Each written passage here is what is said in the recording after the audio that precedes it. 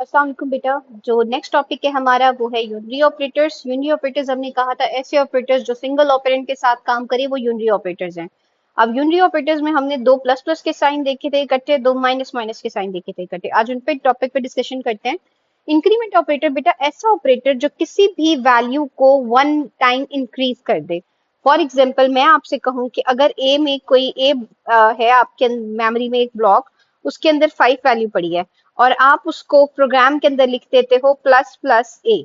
अब इसका क्या मीनिंग है प्लस प्लस ए का बेटा कि आपके प्रोग्राम में मेमोरी में जो 5 वैल्यू पड़ी थी वो इंक्रीमेंट होकर अब कितनी हो जाएगी 6।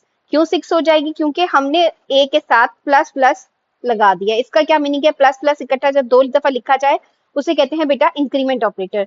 इंक्रीमेंट ऑपरेटर क्या काम करता है? हमेशा जिस भी वेरिएबल के साथ इंक्रीमेंट ऑपरेटर को लिखा जाएगा वो उसकी वैल्यू को वन टाइम इंक्रीज कर देगा। इसकी फर्दर दो टाइप्स है उन पे हम जाते हैं, लेकिन पहले डिक्रीमेंट ऑपरेटर को देख लें। बेटा जैसे कि नेम से पता चल रहा है इंक्रीमेंट मीन इंक्रीज करना, डिक्रीमेंट मीन्स डिक्रीज करना। अब डिक्रीमेंट ऑपरेटर क्या काम करता है? आपके वेरिएबल की वैल्यू को मतलब माइनस माइनस अगर साथ लिखा होगा तो वन टाइम डिक्रीज कर देगा। ठीक है, अगर आप वेरिएबल्स के साथ लिखेंगे हमेशा ये कभी भी वैल्यू के साथ नहीं लिखा जाएगा। अगर आप वैल्यू के साथ लिखोगे तो बेटा ये वैलिड नहीं है। सेम डिक्रीमेंट ऑपरेटर भी इसी तरह है कि आप वेरिएबल के नेम के साथ लिखोगे वैल्यू के साथ कभी भी नहीं।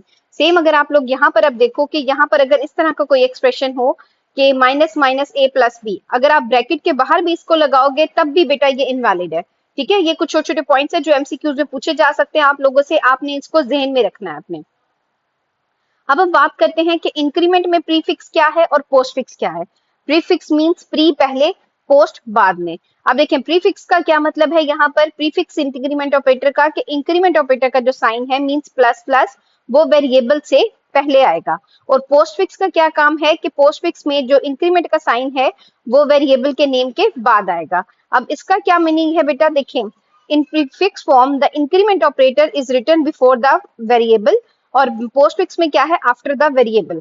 अब दोनों काम तो एक ही कर रहे हैं कि इंक्रीमेंट करनी है वैल्यू, तो इनमें बेसिक डिफरेंस क्या हुआ देखो बेटा। अगर प्रीफिक्स का केस हो, अब यहाँ पर आपके सामने ये कंडीशन लिखी हुई है कि यहाँ पर देखो पहले प्रीफिक्स है मींस प्लस प्लस बी। इसका क्या मीनिंग है कि अगर पहले लगा हुआ होगा तो आपने बी की वैल्यू को, लेट्स सपोज आपके पास ए में जो थी वैल्यू थी वो थी 2 और बी में जो वैल्यू थी वो थी 3। अब आपने क्या करना है कि पहले प्लस प्लस मींस अगर प्रीफिक्स वाला है तो 3 की वैल्यू को कितना कर देना है हमने 4। अब 3 की वैल्यू कितनी हो जाएगी 4 और 4 होने के बाद वो किसको असाइन होगी ए को। ए को तो पहले 2 गिवन था, अब ए में कितनी वैल्यू चली जाएगी, ए में भी 4 चली जाएगी। अब इसका क्या मीनिंग हुआ कि यहाँ पर वो आपसे कह रहा है कि फर्स्ट ऑफ ऑल प्रीफिक्स में वैल्यू इंक्रीज होती है एंड देन असाइन होती है। फॉर एग्जाम्पल यहाँ पर देखिए आप लोग के पास ये इस तरह मेथड से काम करेगा, पहले इंक्रीमेंट होगा और फिर वैल्यू असाइन होगी। अगर हम पोस्टफिक्स की बात करें तो पोस्टफिक्स में प्लस प्लस का साइन देखिए वेरिएबल के नेम के बाद आया है। जैसे ही इसमें पहले क्या होता है कि जो भी बी के अंदर वैल्यू पड़ी थी वो ए को चली जाएगी और उसके बाद बी की वैल्यू इंक्रीज होगी। फॉर एग्जाम्पल अब आप लोग देखें कि ए लेट्स सपोज ब्लैंक है, बी में वैल्यू थी 3। अब हो क्या रहा है कि पहले हमने कहा A is equal to B plus plus, इसका क्या मतलब है, ये पोस्ट फिक्स में है। पोस्ट फिक्स में है तो क्या होगा कि पहले ए को वैल्यू असाइन होगी और उसके बाद बी की वैल्यू क्या हो जाएगी, अब बी की वैल्यू ने क्या हो जाना है, बी की वैल्यू ने हो जाना है 4।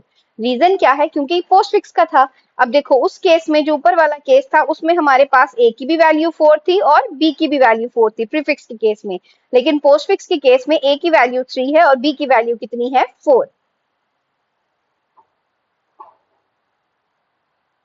चलिए बेटा अब नेक्स्ट टॉपिक है हमारे पास। अब डिक्रीमेंट ऑपरेटर में भी दो तरह के होते हैं बेटा, एक को हम कहते हैं प्रीफिक्स डिक्रीमेंट और एक को कहते हैं पोस्ट फिक्स डिक्रीमेंट।